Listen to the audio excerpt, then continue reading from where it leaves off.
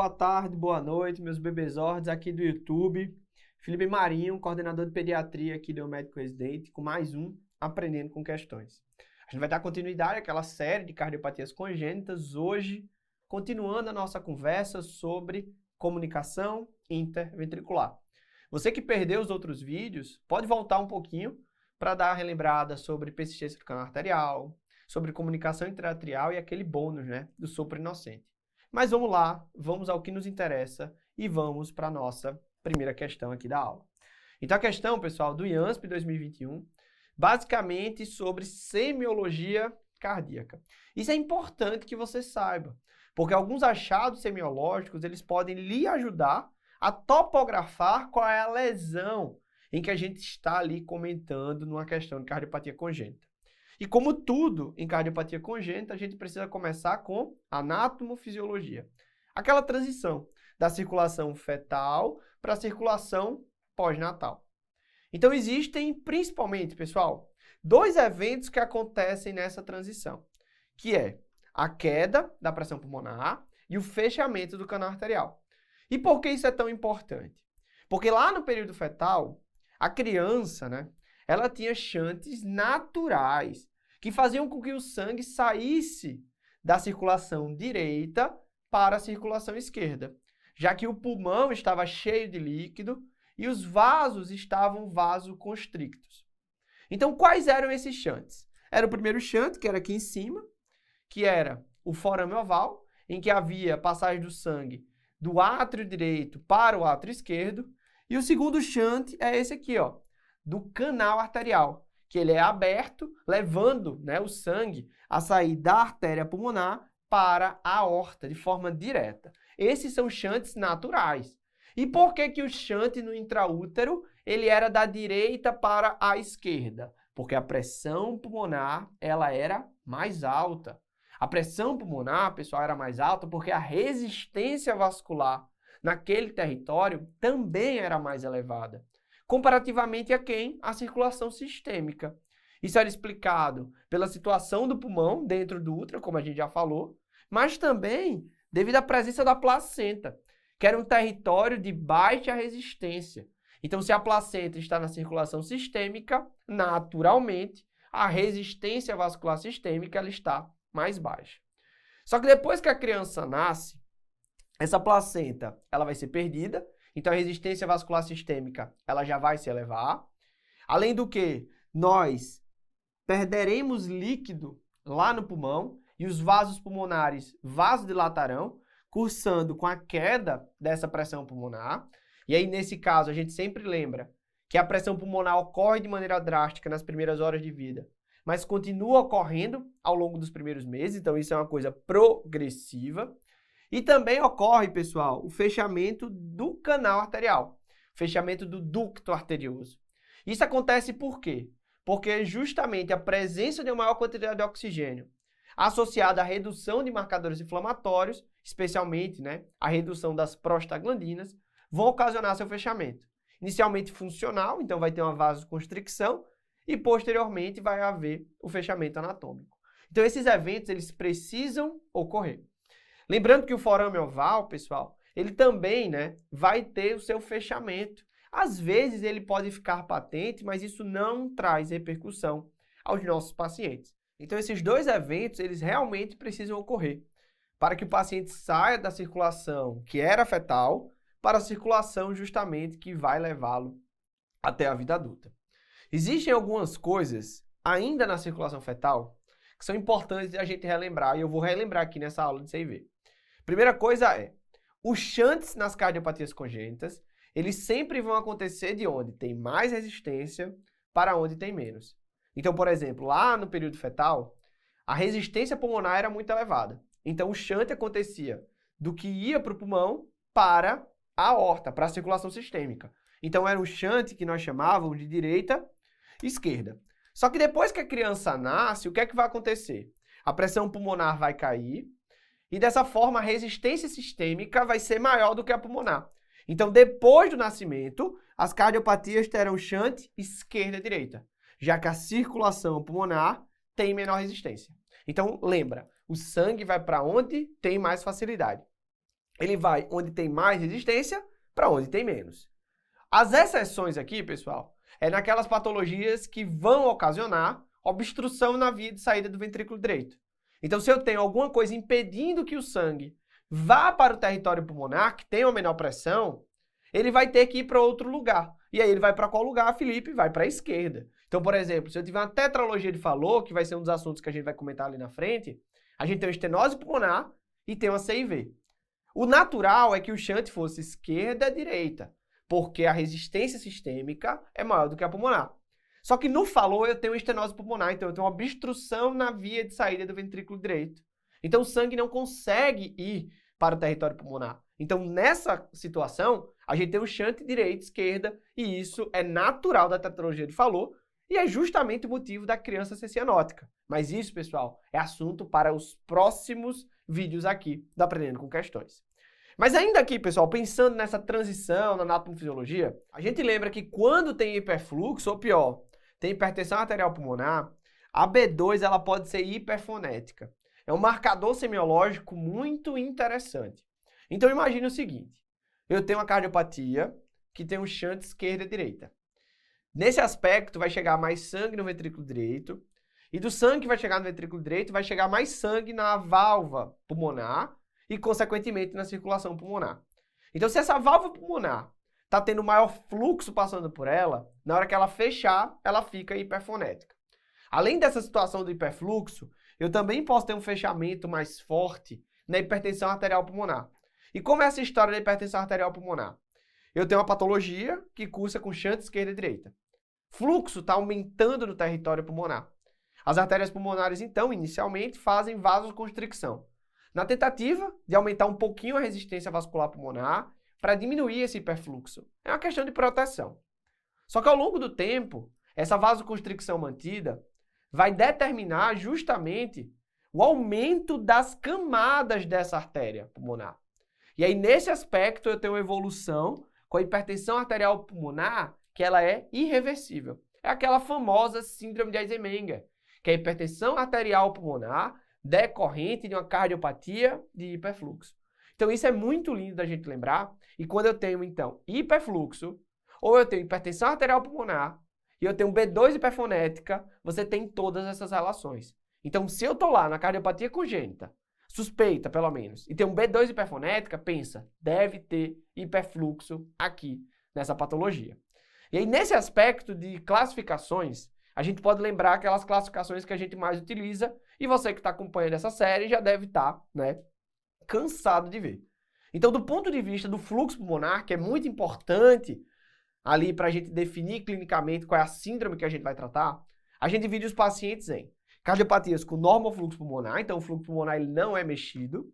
Eu tenho as cardiopatias de hiperfluxo pulmonar e tenho as cardiopatias de hipofluxo pulmonar. As de hipofluxo pulmonar, inclusive, são aquelas com obstrução da via de saída do ventrículo direito, na grande maioria das vezes, que cursa com cianose. Só que as cardiopatias mais comuns são as de hiperfluxo pulmonar. E aí, na hora que eu penso na cardiopatia de hiperfluxo pulmonar, a gente já imagina o quadro clínico típico. Então, eu tenho um paciente com infecção do trato respiratório de repetição, com desconforto respiratório, com interrupção às mamadas, com sudorese, principalmente do polo cefálico, com taquicardia, com cardiomegalia, inclusive também visualizada no raio-x, hepatomegalia e déficit ponderostatural. Então, esse quadro clínico aqui de baixo é um quadro clínico de insuficiência cardíaca, que é o quadro clínico mais importante para você observar a suspeita de uma cardiopatia de hiperfluxo. Isso tem que ficar na sua cabeça. Outra classificação interessante é se a cardiopatia ela tem cianose central, cardiopatia cianótica, ou se ela é acianótica. A grande maioria das cardiopatias de hiperfluxo pulmonar, elas são acianóticas. A maioria das cardiopatias de hipofluxo são cianóticas. Então isso é uma relação interessante. E a outra classificação que a gente tem, pessoal, é de doenças obstrutivas. E quando eu falo doenças obstrutivas, coloca aqui, ó, do ventrículo esquerdo, porque são as cardiopatias que evoluem com choque. Então essas cardiopatias, elas têm uma clínica específica. Ausência de pulso, perfusão prejudicada. Então, é um paciente que tem uma clínica, digamos assim, especial. Felipe, por que eu não digo que é uma obstrução do ventrículo direito? Porque a doença que cursa com obstrução do ventrículo direito vai cursar com hipofluxo pulmonar, que a gente tem uma classificação mais específica. Então, geralmente, quando a gente fala obstrução, a gente está falando da obstrução da circulação sistêmica do VE, do ventrículo esquerdo. Então, sabendo dessa classificação, da anatomofisiologia, de alguns aspectos semiológicos, a gente volta para a questão. Então, a respeito da ausculta cardíaca, a gente deve assinalar a alternativa correta. A letra A diz que a segunda bulha está aumentada nas cardiopatias de hiperfluxo pulmonar. Isso a gente já viu. Se eu tenho hiperfluxo, se eu tenho hipertensão arterial pulmonar, a válvula, né, principalmente a pulmonar, vai fechar com mais força. Então, por isso que cardiopatia de hiperfluxo tem uma B2 hiperfonética, principalmente na área pulmonar. Então, isso aqui, ó, verdadeiro demais. A letra B diz que a ausência de sopro descarga a cardiopatia. Isso é completamente errado. Por exemplo, a coarctação da aorta crítica pode, pessoal, ter a repercussão do pulso dos membros inferiores completamente prejudicados e o paciente não ter sopro. Então, não ter sopro não descarta a cardiopatia. A letra C fala que a presença de sopro diastólico é inocente, e a gente já viu no último Aprendendo com Questões que todo sopro inocente ele é sistólico, diastólico tem que ser patológico. A letra D diz que o sopro característico da CIV é o cisto diastólico em maquinaria, e você que também está acompanhando essa série já sabe. Falou de sopro cisto diastólico, pensou em persistência do canal arterial, não pode esquecer. E a letra E diz que o sopro inocente tem frêmito, claro que não. Porque o sopro inocente ele é de baixa intensidade. E se eu tenho frêmito, eu já sei que é de alta intensidade. Então, só você assistindo os outros vídeos, você já conseguiria responder essa questão com muita propriedade. Mas vamos dar sequência, né? Que eu estou querendo falar de quem? De C e V. E aí, ó a pergunta. Entre as enfermidades cardíacas congênitas abaixo, qual é aquela de maior incidência? Então, olhando, pessoal, do ponto de vista agora epidemiológico, na hora que eu falo de comunicação interventricular, ou para os íntimos chamadas de CIV, a gente vai dizer que essa é a cardiopatia congênita mais frequente. Essa, pessoal, de longe, é a cardiopatia congênita mais frequente. Só que tem um detalhe. Às vezes, algumas referências falam que não é a CIV a cardiopatia congênita mais frequente, e sim a válvula aórtica bicúspide. Então, se a questão perguntar qual é a cardiopatia congênita mais frequente, você vai marcar CIV se não tiver válvula aórtica bicúspide. Por que alguns consideram ela uma cardiopatia e outros não? Porque a válvula aórtica bicúspide está bem no meio, tá, pessoal? Porque alguns pacientes têm a válvula aórtica bicúspide e nem sabem que tinha. Então isso, pessoal, realmente é uma alteração valvar muito comum, mas que nem sempre é uma alteração que traga repercussão. Então as referências elas divergem. Então, se tiver CIV com válvula aórtica bicúspide, você marca válvula aórtica bicúspide. Se tiver só CIV, você marca CIV, tá? E aí, pessoal, já aproveitando aqui essa tela grande, vamos entender do ponto de vista fisiopatológico o que acontece na CIV. Então, o nome já diz qual é a doença: comunicação interventricular. Então, eu tenho um buraco que comunica os dois ventrículos, por isso que tem um inter aqui. Então, os dois buracos, eles são comunicantes.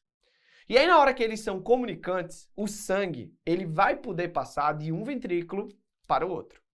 Só que eu tenho um ventrículo que é ligado na circulação sistêmica, ou seja, com pressões e com resistências aumentadas, e eu tenho um ventrículo que é ligado na circulação pulmonar, que tem pressões e tem também resistências menores. Então a gente já aprendeu. O shunt, ou seja, a passagem do sangue, vai acontecer de onde tem mais para onde tem menos resistência. Então, nesse caso aqui, vai ser esquerda-direita. Então, eu vou ter a passagem do sangue para o ventrículo direito, e do ventrículo direito eu vou ter um aumento do fluxo para a artéria pulmonar, fazendo com que eu tenha clínica de hiperfluxo. Então, isso, pessoal, é a clínica do paciente com CIV. Hiperfluxo pulmonar por causa do shunt esquerda-direita. Então, pensando na classificação da CIV, a gente pode definir a CIV como sendo perimembranosa ou muscular.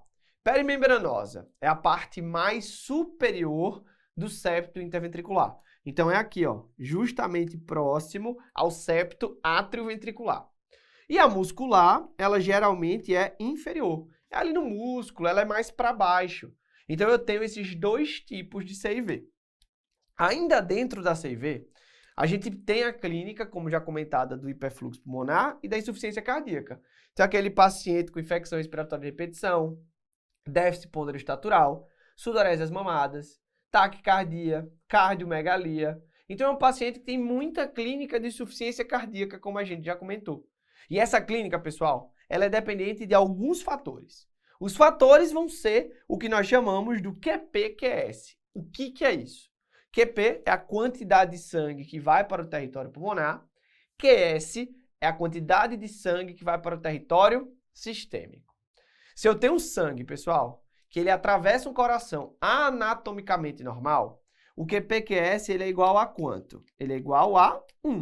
Porque a mesma quantidade de sangue que chega no átrio direito, vindo da veia cava, vai para o ventrículo direito, que vai para a artéria pulmonar, que vai para o átrio esquerdo, né, através das veias pulmonares, que vai para o ventrículo esquerdo, que vai para a aorta, que volta pela veia cava. Então, o sangue, ele faz, uma circulação sequencial, bonitinha, sem o quê? Transferência de uma parte para outra.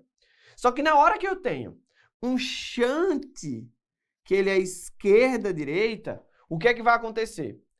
Parte do sangue que chegou aqui no ventrículo direito, ele, ao invés de ir para a aorta, ou seja, diminuindo a quantidade de sangue sistêmico, vai para o território pulmonar, aumentando o QP. Então, na CIV, a gente tem um QP-QS maior do que 1. E quanto maior do que 1, provavelmente mais sintomática é a minha criança.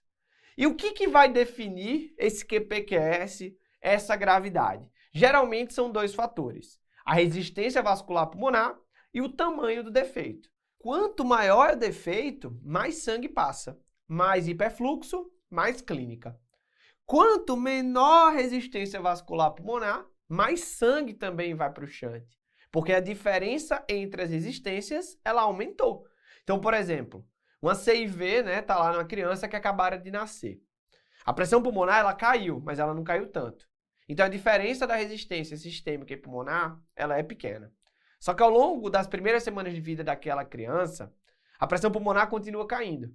Então, a diferença da resistência pulmonar e da resistência sistêmica vai aumentando. Então, o shunt vai aumentando e a gravidade ela vai piorando. Então, não é incomum uma criança nascer com a CIV assintomática e no retorno com 1 mês, com 2 meses, com 3 meses, quem vai examinar a criança vê ela super desconfortável, com hepatomegalia, com déficit de ganho de peso, com sopro típico. Então, isso, pessoal, é muito importante que a gente tenha na prática, porque isso vai ser colocado também nas questões de prova.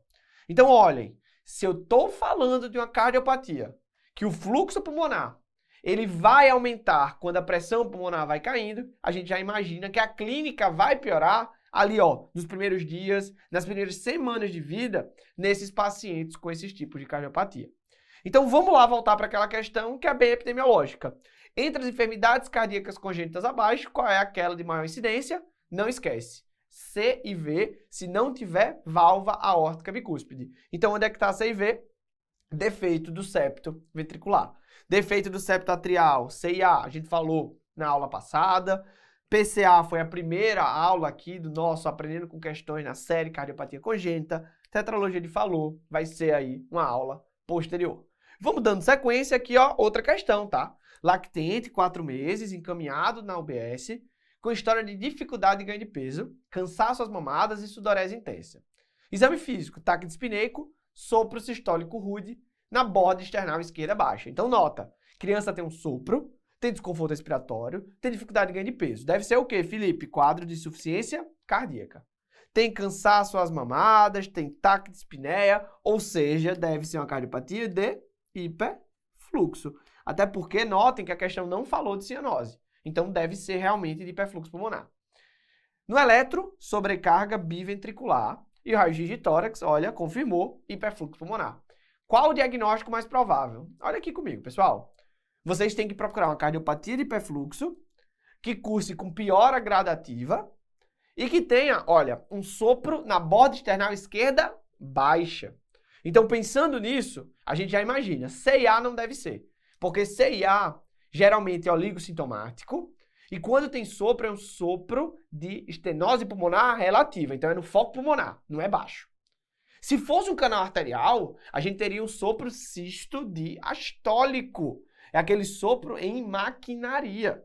Então notem que com isso na sua cabeça, você já direcionaria para a CIV, que é a única cardiopatia de hiperfluxo que a gente já estudou aqui nesse Aprendendo com Questões e que vai ter a possibilidade de ser quadro clínico. Felipe, defeito do septo atrioventricular. Poderia? Pessoal, poderia, mas geralmente a descompensação ela é muito mais precoce e as questões adoram falar de síndrome de Down. Esse aí é o assunto do próximo Aprendendo com Questões. Mas se você quisesse, pessoal, você também acertava essa questão só sabendo o que era uma cardiopatia de hiperfluxo e qual era a clínica de uma cardiopatia de hipofluxo pulmonar. Porque, por exemplo, atresia de válvula tricúspide, cardiopatia de hipofluxo pulmonar. E olha, ainda tem estenose. Então não seria essa clínica aí. Transposição das grandes artérias. Se for uma TGA, a clínica vai se apresentar quando? No período neonatal. E se for uma TGA, como está colocado na letra B, sem CIV, o meu paciente deveria saber evoluir com o quê? Com cianose precoce e com choque, logo após o fechamento do canal arterial. Então a criança não sobreviveria até os 4 meses. Quem já está um pouquinho mais na frente no estudo das cardiopatias, mas não se estressa, porque também vai ter essa aula ali, nesse Aprendendo com Questões, a transposição das grandes artérias pode ter hiperfluxo, desde que tenha uma CIV. Só que o meu paciente ele vai ter uma clínica geralmente mais precoce, ele vai ter um raio-x com o que nós chamamos de ovo deitado. Mas não decora não, que a gente vai ter essa aula. A letra C fala comunicação interventricular com repercussão hemodinâmica, com certeza a nossa resposta. Tetralogia de Fallot é uma cardiopatia de hipofluxo pulmonar. Então, com isso, pessoal, já mata aí a questão. Letra C é a nossa resposta. E a gente dá sequência aqui agora sobre tratamento de insuficiência cardíaca. Então, ele fala de menino de 2 anos, fala lá do quadro clínico, fala que a criança já teve 5 pneumonias, já faz furosemida, lá. Mas a gente vai ter que aprender como tratar os nossos pacientes. Independente se é CIV, se é CIA, se é canal arterial, mas geralmente é CIV, porque é a cardiopatia congênita mais frequente, pessoal. Então vamos lá. Como é que a gente trata uma CIV? Então a CIV ela vai ser tratada do ponto de vista clínico do tratamento da insuficiência cardíaca. Então a gente vai utilizar diuréticos, como é o caso da furosemida, mais utilizado. A gente pode utilizar vasodilatadores, o IECA, por exemplo, para justamente diminuir a resistência vascular sistêmica e de diminuir o shunt. Então o diurético diminui o hiperfluxo, o vasodilatador tenta diminuir o shunt. E o digitálico, que também pode ser utilizado para melhorar a função inotrópica do coração, naqueles pacientes que têm insuficiência cardíaca, digamos assim, mais difícil de tratamento. Eu posso fazer o tratamento cirúrgico definitivo, isso sim pode ser feito. Lembrando que em alguns casos as CIVs, elas podem se fechar de forma espontânea, mas se não vai fechar de forma espontânea, eu tenho que fazer o tratamento cirúrgico. E aí o tratamento cirúrgico pode ser aberto, com colocação de um PET, ou seja, um tecido fechando o defeito do septo interventricular, ou também temos a possibilidade desse fechamento por procedimento percutâneo. E a gente ainda tem um novo procedimento, né, aqui para a gente comentar, mas ele não é tão novo assim, é um procedimento também muito antigo, que é a bandagem pulmonar. Qual é a ideia da bandagem pulmonar, pessoal? Esse aqui é um procedimento que o pessoal comenta como sendo paliativo. Eu não gosto muito desse nome, eu gosto de usar, por exemplo, um tratamento ponte. Por que um tratamento ponte? Porque a bandagem pulmonar, ela quer fazer com que o meu paciente ele tenha uma resistência vascular pulmonar aumentada, de forma artificial. Então eu vou lá, né, no tronco da pulmonar da minha criança e eu amarro, pessoal, essa artéria pulmonar. Então notem, ó, amarração da artéria pulmonar. Quando eu amarro essa artéria pulmonar, a resistência vascular pulmonar ela vai subir. Como ela sobe, agora aquele shunt que era esquerda-direita que estava X, ele vai cair. E aí na hora que ele cai, como é que fica a clínica da insuficiência cardíaca? Meu paciente, ele melhora. Na hora que ele melhora, eu consigo reduzir medicação, eu consigo fazer com que a criança ganhe peso e que ela esteja, pessoal, no ponto de fazer o quê? O tratamento cirúrgico definitivo. Por isso que eu digo que é um tratamento ponte. Então eu faço lá uma bandagem pulmonar naqueles pacientes que não conseguem tratamento clínico da insuficiência cardíaca, no preparo para que ele tenha condições de ir para um tratamento cirúrgico. Então com essas informações, a gente volta para a questão, tá? Menino 2 anos é trazido à UPA por apresentar 2 dias, tosse, febre e vômitos.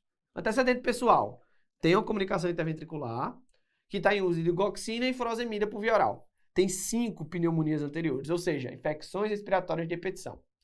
A criança está em regular estado geral, está hipoativa, está febril, 38 graus, está taquipneica, né, 58 concussões por minuto, frequência cardíaca de 160, taquicárdico. Tempo de enchimento capilar está bom, 2 segundos, saturando 86%, pessoal. Então ele está hipoxêmico. Tórax, tem retração subcostal, tem um fígado palpável a 5 centímetros. Então tem hepatomegalia, taquipneia, taquicardia. Então deve ter o quê? Clínica de insuficiência cardíaca aqui no meio. Tem ali, pessoal, uma gasometria arterial que mostra o pH de 7,2. Então ele tem, ó, uma acidose. E notem, acidose com a P de CO2 elevada e com bicarbonato reduzido. Então ele pode ter o que aqui? Uma acidose mista. Porque se eu tenho acidose metabólica, o P de CO2 deveria, de forma compensatória, cair. Só que aqui está elevado. Da mesma forma que se eu tivesse a P de CO2 elevada, o bicarbonato deveria fazer o quê? Subir de forma compensatória. Então aqui os dois estão levando a uma acidose. Então meu paciente ele tem uma acidose mista, como insuficiência cardíaca. Aí ele fala lá do raio-x, que mostra a cardiomegalia global, e a opacidade difusa em bases pulmonares, ou seja, não parece ser uma doença localizada no parênquima pulmonar. Quais são as hipóteses diagnósticas desse paciente? Eu já sei insuficiência cardíaca descompensada e já sei acidose mista. Com isso, a gente já encontra a resposta aqui, ó, na letra A. Por quê, Felipe? Porque insuficiência respiratória, é claro que o meu paciente tem. Está taquipneico, saturando baixo, ele vai precisar de algum suporte. Então ele tem sim insuficiência respiratória. Ah, Felipe, como é que eu posso ver também? Está retendo CO2. É outro sinal de insuficiência respiratória. Então notem, meu paciente tem IC, insuficiência respiratória e acidose mista. A letra B fica errada porque fala que só tem acidose respiratória, ele também tem metabólica. A letra C e a letra D fala neonatal de pneumopatia crônica, não tem nada a ver. A gente está aqui, na verdade, com um quadro de insuficiência cardíaca. O problema é o coração, né? A doença de base é o coração. E vamos terminar esse aprendendo com questões aqui. PUC Paraná 2020, acesso direto. Nas crianças com diagnóstico CIV, é correto afirmar que: letra A, no registro de tórax, haverá uma cardiomegalia e sinais de hiperfluxo pulmonar. Perfeito. Independentemente da localização e do tamanho da CIV, aí nasce o problema. Por quê? Porque às vezes a CIV é muito pequenininha, que não traz repercussão. Às vezes a CIV está no local que tem um outro mecanismo de fechamento, permitindo com que a passagem de sangue não seja tão grande ou até mesmo não exista. Então, nesse caso, a letra A fica errada, porque colocou a palavra independentemente. A letra B fala da síndrome de Eisenmenger, que o paciente vai apresentar diminuição da hipertensão pulmonar, isso a gente já sabe que é o contrário. A síndrome de Eisenmenger é justamente a situação de hipertensão arterial pulmonar irreversível, decorrente de uma cardiopatia de hiperfluxo. A letra C fala que a repercussão hemodinâmica da CIV depende somente de seu tamanho. Quanto maior o tamanho da CIV, maior o fluxo, esquerda e direita. E qual é o erro da letra C? É que a repercussão hemodinâmica da CIV depende do tamanho e também depende de quem? Da resistência vascular pulmonar. Olha aí que detalhe, letra C errada. Letra D. A bandagem de artéria pulmonar, cirurgia paliativa, que a gente chama aqui de cirurgia ponte, está indicada nos pacientes com múltiplas CIVs ou quando eu não tenho condição clínica para correção total. Perfeito. Lembra? Quando eu não posso operar a criança de cara, eu tenho que estabilizá-la, tenho que fazer com que ela ganhe peso, que ela fique clinicamente bem para operar ela na melhor condição possível. E aí, nesse caso, eu posso sim abrir mão da bandagem de artéria pulmonar, principalmente se meu paciente não responde ao tratamento clínico. A letra E fala que as manifestações clínicas dependem da quantidade de fluxo esquerda e direita, que aumentam a partir do sexto mês de vida. Não, né? Esse fluxo ele vai começar, pessoal, desde os primeiros dias de vida, primeiras semanas ali, quando a pressão pulmonar já caiu de forma significativa. Então não é a partir do sexto mês, isso está errado. Ou seja, resposta realmente letra D, e a gente termina aqui esse aprendendo com questões. Então espero que vocês tenham gostado. Segue a gente aqui no YouTube, segue a gente lá no Instagram. Essa série de cardiopatia congênita vai ficar aqui disponível a vocês. Se vocês tiverem interesse, já assiste os vídeos anteriores, já manda para o teu colega e óbvio, né, pessoal? Qualquer coisa, comenta aqui embaixo. Vejo vocês na residência médica.